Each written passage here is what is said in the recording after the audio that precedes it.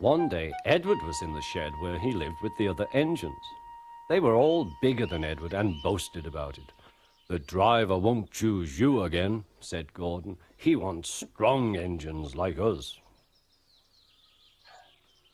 But the driver and fireman felt sorry for Edward. "Would you like to come out today?" "Oh, yes, please," said Edward. So they lit his fire, made lots of steam, and Edward puffed away. The other engines were very cross at being left behind.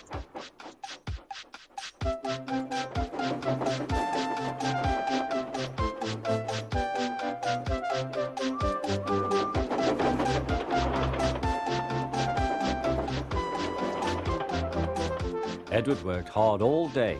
The coaches thought he was very kind, and the driver was very pleased.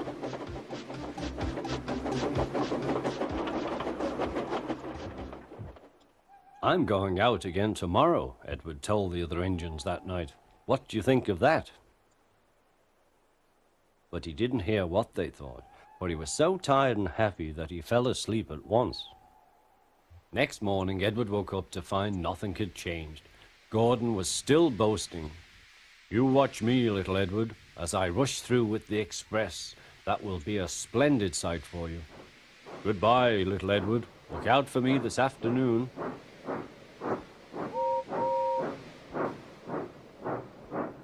Edward went off to do some shunting.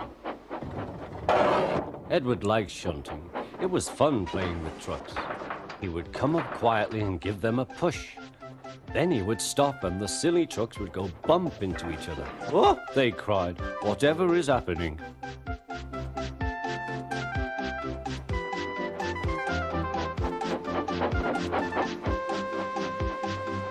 Edward played till there were no more trucks. Then he stopped to rest. Presently he heard a whistle.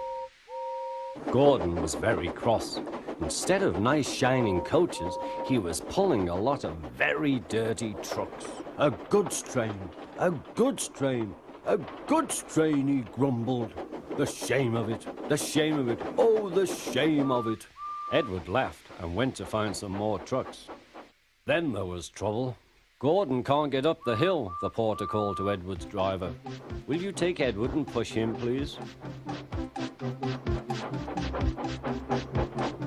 They found Gordon halfway up and very cross. His driver and fireman were talking to him severely. "You're not trying." "I can't do it," said Gordon. "The noisy trucks hold an engine back so." Edward's driver came up. "We've come to push." "No use at all," said Gordon. "You wait and see," replied Edward's driver. They brought the train back to the bottom of the hill.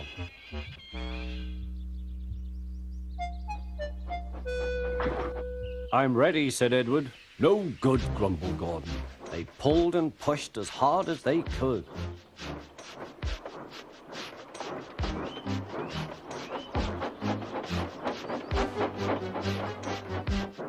"I can't do it, I can't do it, I can't do it," puffed Gordon. "I will do it, I will do it, I will do it," puffed Edward. Edward pushed and puffed and puffed and pushed as hard as ever he could. And almost before he realized it, Gordon found himself at the top of the hill.